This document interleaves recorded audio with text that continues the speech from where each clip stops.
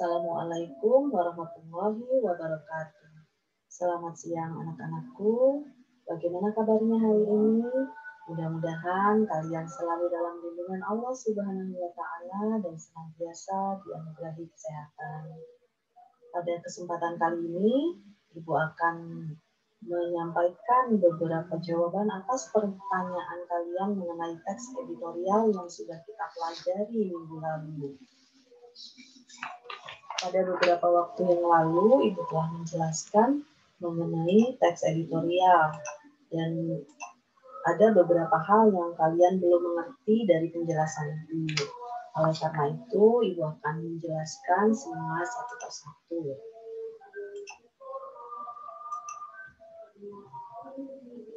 Pertanyaan pertama yang Ibu baca adalah, bagaimana jika kita membaca sebuah teks editorial dan ternyata struktur dalam teks editorial tersebut tidak lengkap? Apakah itu disebut sebagai teks editorial? Ya, bisa saja teks tersebut adalah teks editorial, tetap disebut teks editorial karena intinya atau ciri-cirinya merupakan teks editorial. Namun teks tersebut adalah teks editorial yang tidak ideal karena strukturnya tidak lengkap. Pertanyaan kedua adalah, bagaimana cara saya membedakan fakta dan opini? Saya belum bisa membedakan apa itu fakta dan opini.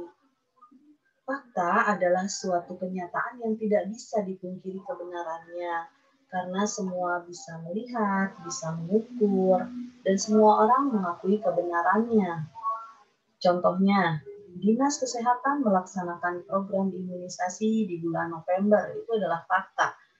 Jumlah peserta didik di sekolah tersebut adalah 1.550 orang. Itu juga fakta yang tidak bisa dipungkiri kebenarannya, karena ada data dan ada waktu yang jelas, misalnya tadi di bulan November. Sedangkan opini adalah suatu pendapat yang bisa berbeda-beda tanggapannya, dan isi dari opini ini masih bisa disangkal. Namun kita harus menghargai opini orang lain walaupun berbeda dengan opini kita. Contoh opini dikaitkan dengan fakta tadi. Yang pertama, program imunisasi ini perlu ditinjau ulang mengingat banyaknya vaksin palsu yang beredar. Ini adalah pendapat yang mungkin setiap orang bisa berbeda-beda.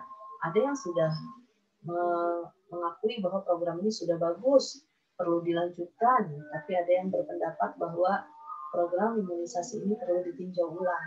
Ini bedanya opini dengan fakta. Kalau fakta itu sesuatu yang tidak bisa disangkal, kalau opini itu masih bisa disangkal dan mungkin berbeda-beda setiap orangnya. Yang kedua, jumlah peserta didik di sekolah tersebut terlalu banyak. Itu adalah opini. Mungkin yang lain ada yang bilang sudah cukup, mungkin juga ada yang bilang terlalu sedikit. Itu adalah opini yang berbeda-beda. Sedangkan dalam fakta, ini jumlah tidak bisa disangkal lagi. Kalau memang datanya adalah 1.550 orang, kita tidak bisa bilang selain jumlah ini karena datanya dan kenyataannya sudah seperti ini. Itu untuk membedakan fakta dan opini. Bolehkah opini dalam teks editorial itu berasal dari orang lain? Ya, boleh-boleh saja. Ketika kita membuat teks editorial, kita boleh mengambil opini dari orang lain. Karena kadang kita sebagai penulis itu memerlukan ketika kita mengeluarkan opini atau pendapat kita sendiri, kita memerlukan opini orang lain untuk mendukung opini kita. Selain itu, fakta yang kita kumpulkan juga dapat mendukung opini kita. Jadi maksudnya adalah hal yang mendukung opini kita selain fakta, juga opini dari orang lain yang kita dapatkan. Yang berikutnya, ada yang bertanya mengenai kata populer. Sebenarnya apa Bu kata populer itu? Saya belum mengerti. Walaupun saya sudah cari di Google, saya tetap tidak mengerti. Dari kata populer itu berarti banyak yang tahu, banyak yang kenal, banyak yang paham. Populer itu berarti semua umum ya, umum itu semuanya tahu. Kata yang dipakai oleh berbagai lapisan masyarakat dalam kehidupan sehari-hari. Kata yang dipakai masyarakat secara umum. kata yang dikenal dan dipakai oleh semua lapisan masyarakat dalam komunikasi sehari-hari. Karena teks editorial itu ditujukan untuk semua lapisan masyarakat, untuk semua orang, maka kata yang digunakan itu harus kata populer. Tidak boleh kata yang bersifat khusus hanya sebagian orang yang tahu. Contohnya kata-kata ilmiah mungkin tidak semua orang tahu, yang khusus bidang kimia, bidang kedokteran. Kita harus mengambil, kalau memang teks editorial itu berkaitan dengan kesehatan, kita harus ambil kata populer yang umum, yang banyak dipahami oleh masyarakat luas. Ciri-ciri dari kata populer adalah mudah diketahui, mudah dimengerti dan dipakai oleh masyarakat luas, dan dipakai dalam kehidupan sehari-hari. Ini adalah contoh kata populer, jadi semua yang umum ya, yang tidak terlalu spesifik atau terlalu khusus, hanya kalangan tertentu saja yang tahu. Jadi populer itu harus mencakup masyarakat luas, karena teks editorial itu ditujukan untuk masyarakat luas.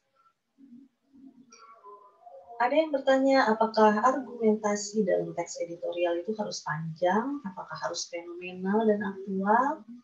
Perlu kalian ketahui bahwa dalam teks editorial itu yang mendominasi adalah argumentasi. Jadi isi dari teks editorial adalah argumentasi tentang sebuah fakta yang terbaru atau aktual, sedang banyak dibicarakan orang sehingga fenomenal, atau bahkan juga kontroversial, menimbulkan banyak perbedaan pendapat. Argumentasi dalam teks editorial itu mewakili satu redaksi dalam sebuah media, baik itu media cetak maupun media elektronik. Kalau kalian sering baca koran atau mengamati di televisi, setiap televisi, setiap koran memiliki pendapat yang khusus, yang sama di setiap medianya dalam menyikapi sebuah masalah atau bahasan yang sedang aktual dan fenomenal. Setiap stasiun televisi itu mempunyai sikap khusus. Jadinya dalam satu redaksi, dalam satu media itu mereka harus punya pemikiran yang sama. Itu tercantum dalam teks editorial mereka masing-masing. Gitu. Kalau ditanya harus fenomenal dan aktual, tentu saja, karena teks editorial itu justru dibuat berdasarkan sebuah masalah, sebuah berita yang memang pada saat ini sedang aktual, sedang terbaru, dan sedang banyak dibicarakan orang lain. Perbedaan berita dan editorial itu apa sih? Kok saya lihatnya sepertinya sama antara berita dan editorial. Berita dan teks editorial itu sangat berkaitan. Ketika kita mau membuat sebuah teks editorial, kita harus membaca berita-berita di beberapa media massa atau juga menonton televisi, jadi melihat berita di televisi.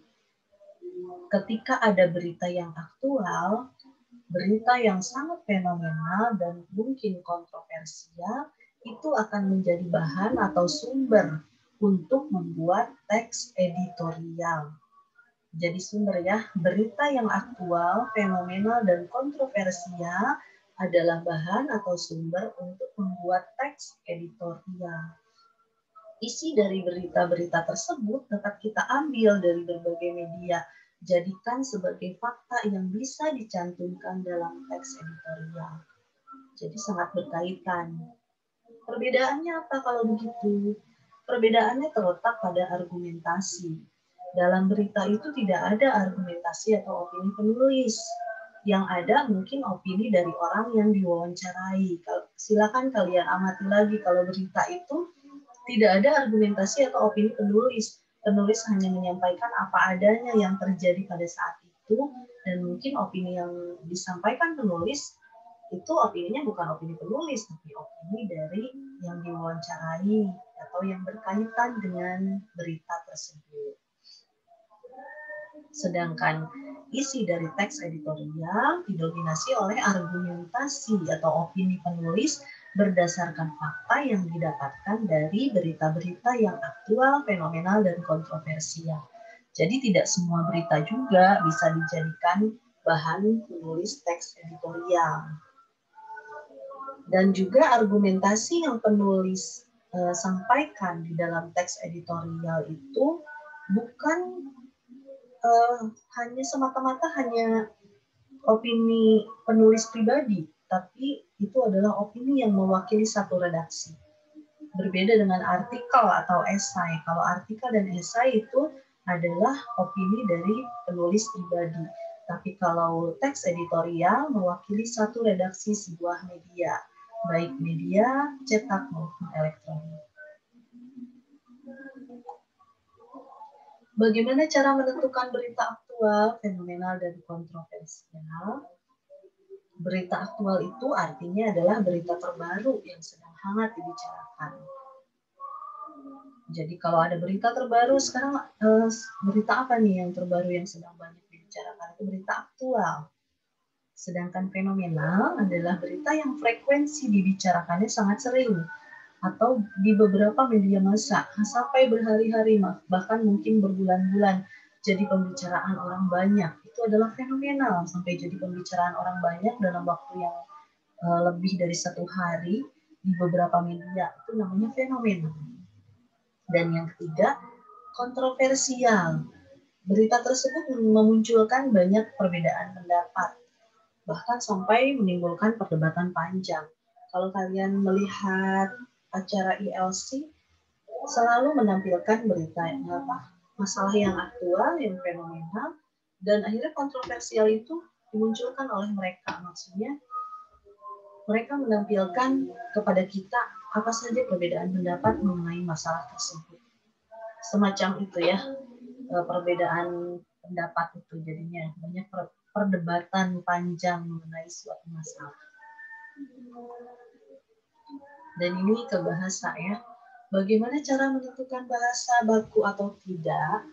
Bahasa baku atau tidak itu memang perlu pengalaman yang banyak supaya kalian hafal ini bahasa baku atau tidak. Ibu sudah pernah membagikan Webi. Silakan kalian pelajari kembali pedoman umum ejaan bahasa Indonesia. Yang kedua, kamus besar bahasa Indonesia ini di internet ada yang daring ya, KBBI daring, kalian bisa masuk sebagai anggota dan juga bisa mencari kata-kata yang mungkin kalian belum paham maknanya. Bisa juga kalian download secara offline supaya di ponsel kalian itu kalian bisa melihat makna dari kata itu kapanpun dan bisa mengetahui baku atau tidak itu kapanpun. Ketika kalian penasaran, tinggal buka ponselnya, ketik di dalam KBBI offline-nya, lalu kalian akan tahu bahwa itu adalah kata baku atau tidak. Yang ketiga, tata bahasa baku bahasa Indonesia. Ini juga supaya kalian lebih pandai berbahasa, kalian harus sering membuka-buka tata bahasa baku bahasa Indonesia. Ini adalah 3 unsur dalam teks editorial. Sebetulnya ini tidak banyak yang bertanya, tapi Ibu merasa perlu mengulang. 3 unsur dalam teks editorial ini kalian harus buat secara cermat, lengkap, 3-tiganya harus ada, karena ini adalah 3 bagian penting. Yang pertama adalah tesis pernyataan umum. Ini berisikan fakta-fakta yang kalian dapatkan dari berita yang dibaca. Tuliskan fakta-fakta yang terjadi berdasarkan berita yang kalian baca, tentu saja berita yang aktual, fenomenal, dan kontroversial. Yang kedua adalah argumentasi. Di sini adalah isinya argumentasi kalian mengenai isi dari pernyataan umum yang tadi. Boleh didukung oleh fakta lagi, faktanya boleh masuk dalam bagian argumentasi karena tujuannya untuk mendukung argumen kalian. Juga boleh dimasukkan opini dari orang lain sebagai pendukung argumentasi kalian. Dan diakhiri dengan penegasan ulang. Ini bagian terakhir adalah penutup atau simpulan yang berupa penegasan ulang mengenai apa yang kalian bahas. Jadi simpulannya bagaimana sih tentang bahasan itu, begitu. Yang berikutnya, ada yang masih belum bisa membedakan antara jenis kalimat opini yang berupa kritik, penilaian, prediksi, harapan, dan saran. Ini adalah contoh dari opini yang pernah Ibu bagikan. Kalian baca lagi supaya bisa memahami apa perbedaannya. Dan ini Ibu jelaskan kembali cara membedakan opini antara kritik, saran, penilaian, prediksi, dan harapan. Kritik biasanya selalu mengungkapkan ketidaksetujuan dan alasan ketidaksetujuan tersebut. Misalnya kalau tema yang diambil tentang imunisasi, kritiknya apa sih terhadap program imunisasi yang dibuat pemerintah? Saya merasa program tersebut kurang sempurna karena biasanya begitu ya, ada alasannya lebih bagus dengan penjelasan. Yang kedua, penilaian. Kalau penilaian bisa bagus ataupun tidak. Dan juga dijelaskan kenapa bagusnya, kenapa tidak. Yang ketiga, prediksi. Dari kata prediksi saja, kosakata prediksi itu adalah kuncinya. Contoh beberapa kata prediksi adalah menduga, memperkirakan, bisa juga menebak. Misalnya, saya memperkirakan, bisa juga pemerintah menduga bahwa itu adalah opini prediksi. Jadi baru menebak, baru menduga. Yang berikutnya, opini berbentuk harapan. Berisikan harapan dari penulis kepada pihak yang terkait dengan masalah yang dibicarakan. Harapan ini bisa menggunakan konjungsi sebaiknya, seharusnya, akan lebih baik, jika, dan sebagainya. Yang berikutnya, saran. Saran itu berisikan solusi. Kalau tadi harapan, harapannya kepada pihak yang dituju apa. Kalau saran, kita memberikan sedikit solusi kepada pihak yang dituju tersebut untuk memecahkan masalah. Mungkin saja di awal kita mengkritik, kita menilai kurang baik, tapi lebih bagus jika di akhir teks kita memberikan saran bagaimana sih seharusnya, apa sih yang bisa dilakukan gitu. Itu adalah saran. Jadi kita boleh setelah mengkritik, menilai tidak bagus, kita juga memberikan solusi. Jadi tidak hanya mengkritik atau mengatakan sesuatu itu kurang baik, tapi tidak memberi solusi. Sebagai catatan, biasanya harapan dan saran itu ada di bagian akhir teks sebagai penutup. Yang berikutnya, kaidah kebahasaan. Ini banyak juga yang bertanya, Ibu bingung juga ya, apa yang belum kalian mengerti? Semua kaidah kebahasaan. Sehingga Ibu merasa perlu harus menjelaskan semuanya, padahal harusnya ada kali ya yang sudah kalian mengerti. Yang pertama, kalimat retoris atau retorika. Kalimat yang dilontarkan tapi sebenarnya tidak memerlukan jawaban, hanya sebagai ungkapan emosi saja atau ekspresi dalam menyikapi sebuah masalah. Jadi kalau kita membuat kalimat tanya kan biasanya membutuhkan jawaban. Tapi untuk kalimat retoris ini atau retorika ini adalah kalimat yang sebetulnya tidak memerlukan jawaban. Ini contohnya. Benarkah pemerintah tidak tahu atau tidak diberitahu mengenai rencana Pertamina menaikkan harga LPG? Ini contoh dari buku BSE ya. Dan ini contoh yang Ibu tambahkan supaya kalian mengerti. Yang bagian satu, kalau seseorang sedang merasa terpuruk mungkin akan muncul pertanyaan retoris seperti ini. Dia tidak memerlukan jawaban, itu hanya ungkapan kesedihan saja.